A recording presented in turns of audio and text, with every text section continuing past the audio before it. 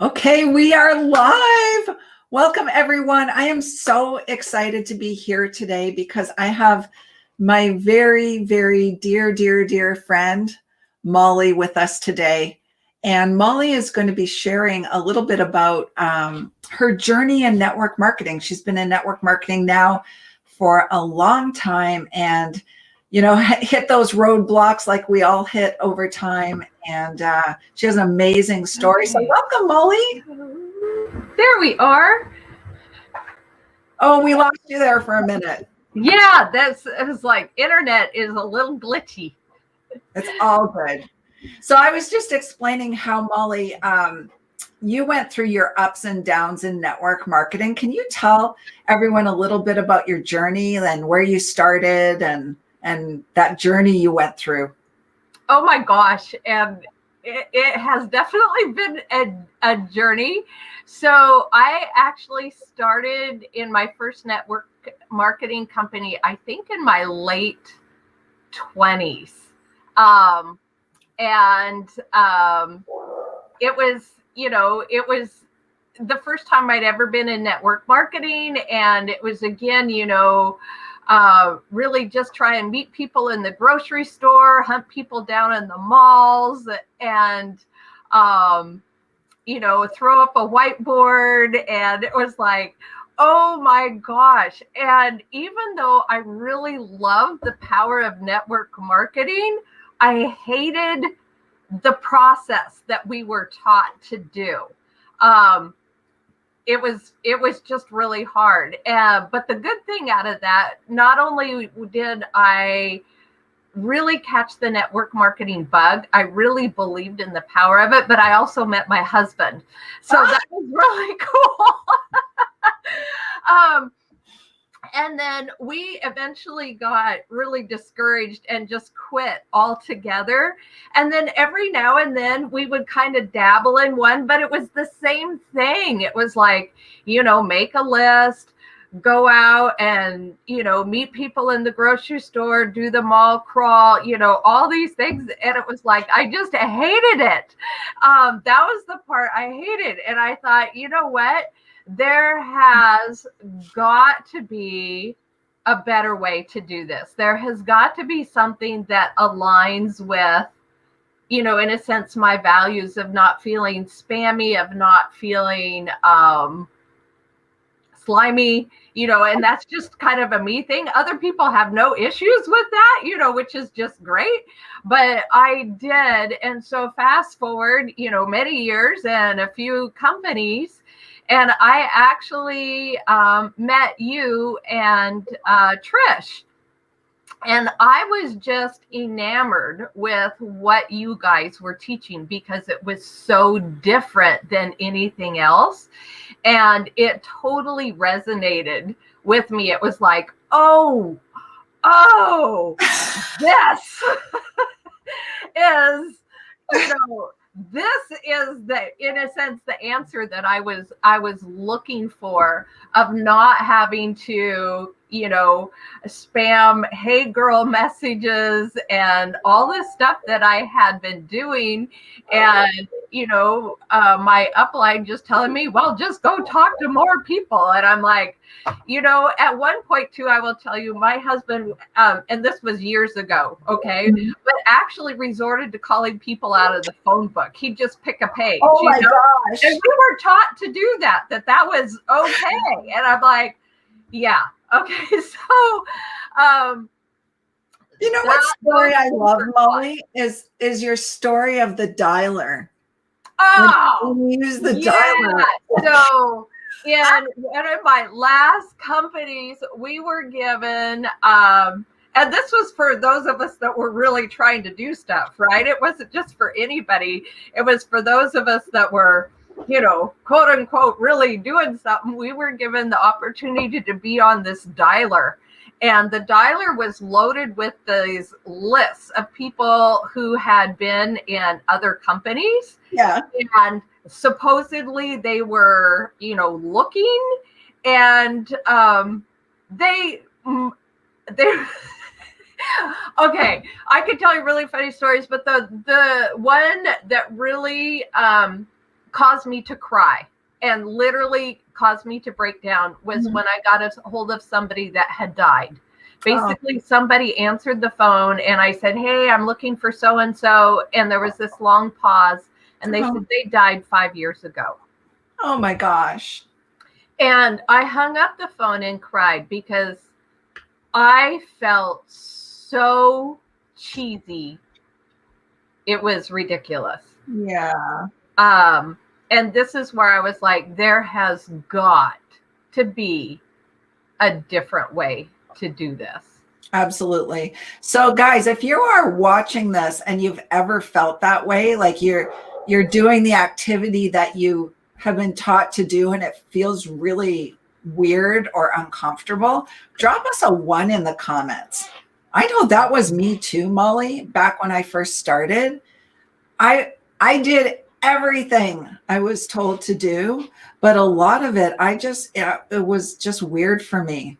Like walking up to strangers in the mall and starting conversations. I did it, but it was just weird. Like it wasn't who I was. I'm an introvert.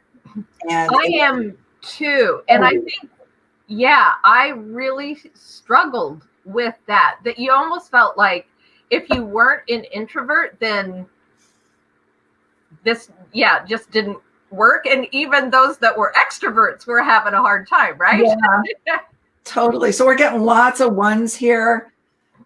Absolutely. So Molly, what changed for you? Like, tell us the results you had in 2020, because you had an amazing year in your network marketing business. Like unbelievable what happened.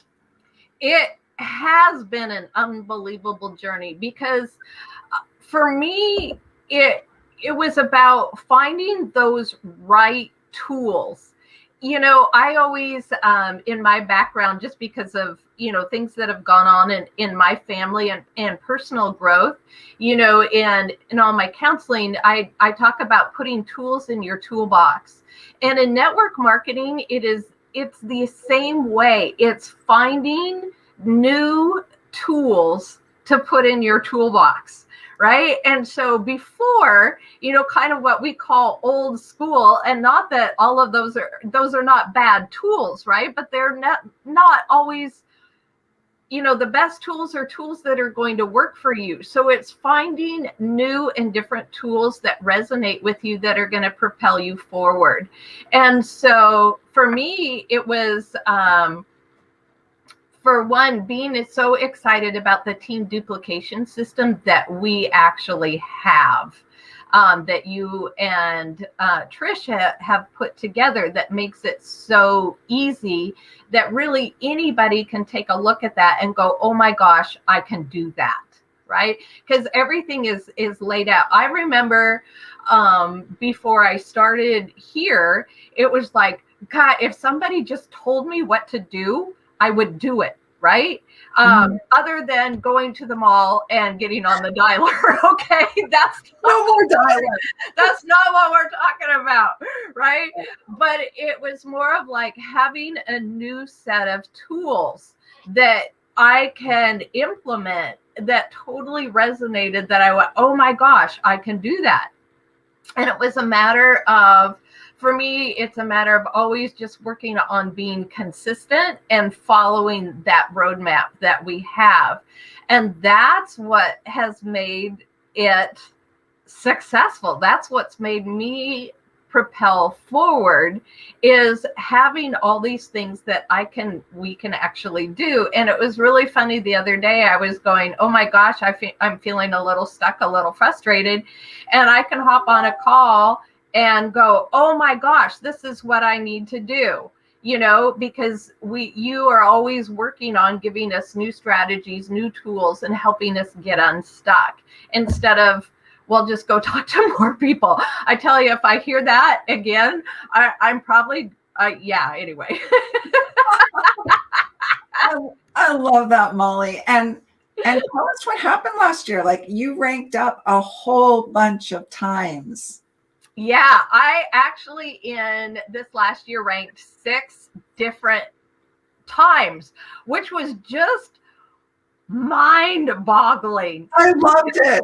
I've had minimal success in some of my other companies. I'm fairly tenacious, and I don't quit, but it's like I just would reach this like here and then just get stuck, and it's like, oh my gosh. So to be able to rank 6 times and have a team that is actually excited and duplicating, oh my gosh, yeah, it's incredible.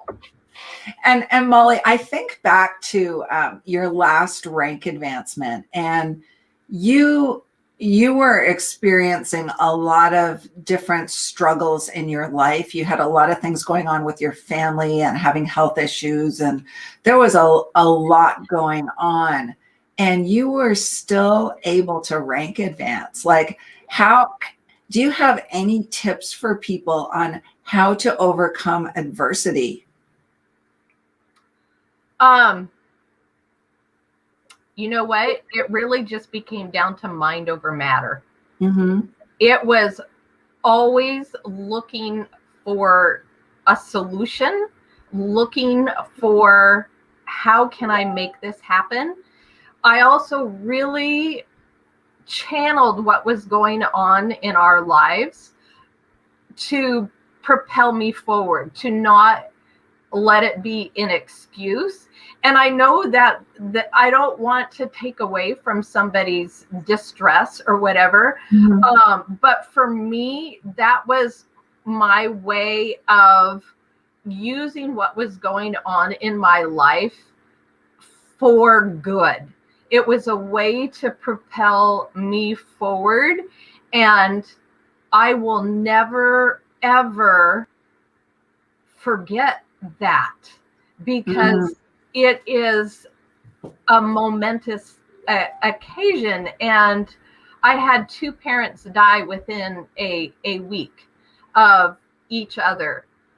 And it wasn't unexpected, right? It was like, this was, normal, but there was just so much going on. But to be able to channel that, and knowing that my parents would want me to go forward and to continue. And I really wanted, it was my challenge to sort of create a legacy for them. That became kind of my cause of using that to propel me forward, instead of letting me, I love that, Molly, down. because I think a lot of times people get stuck in stuff that's happening in their lives, and they focus on that instead of turning it to good, right? And I remember the conversation we had. You were really close to a very big rank in our company, and you were going through all of this, and you found a way to make the work you were doing really meaningful for you. And I remember that conversation. We were just like both bawling our eyes out. I'll never forget it. But wow, what a way to sort of like honor your parents and commemorate their lives in terms of what you did that week. So yeah, I'll never forget that. And it for me, as we ride the roller coaster of ups and downs, I will always cherish that as like, man, if I can make that happen during that time, that's one of those very self-empowering moments for me. And I think we need those self-empowering moments to go, look what we did. Look at what my team did. Look at what I did. As an Ironman, I mean, when you cross that finish line, I mean, it's one of the most self-empowering things that you can do. And this was no different. Yeah. I mean, being a runner and, myself, I mean, I've done Boston twice, and those are just incredibly empowering moments that lift your life to the next level. Absolutely, because you become unstoppable. Like when you do hard things, you become unstoppable in all areas of your life. And it's so funny you mentioned this because we actually started a little group, and there's, some of our team members in, some other people. It's a totally non-salesy kind of group, but it's really about creating that mental toughness so that you can move forward in various areas in your life. And there's some people having some real breakthroughs in that group. So it's super fun. If you guys are interested and you're watching, just hashtag Iron Mind, not Iron Man, Iron Mind 58. And we have a little program that will challenge people to do tough things, but leave them empowered at the end. And I know you're in that group, Molly, and we're having and I've shared a couple things with you that it was like, man, I didn't even want to step on the bus. I know. So Molly, I appreciate you so much. I love working with you. You just bring this authentic, beautiful energy to our team, and you're always so willing to help people. So I love you, and thank you for sharing your story. I'm sure it's inspired some people to really move forward in their lives and their business. And thank you. Thank you. I mean, you have given me such an opportunity to grow here. And that's something that I so appreciate. And watching those of us that have kind of come in around and the beginning of this journey to see how much we have all grown is just kind of breathtaking, isn't it? It is. It's pretty darn cool. And I even this morning, I was just already excited thinking about what is it going to be like in another year, and just go, oh my gosh, just think how we're going to be in another year of growth. Absolutely. Absolutely. So thank you again, Molly, for joining in today. I appreciate you taking the time and sharing from your heart. And if you guys got value from this video, drop us a value below or give us some of those love hearts. Let's see some of those love hearts for Molly and her story. And thanks again for watching, and thanks for coming on, Molly. Thanks, Ruth. Bye. Bye.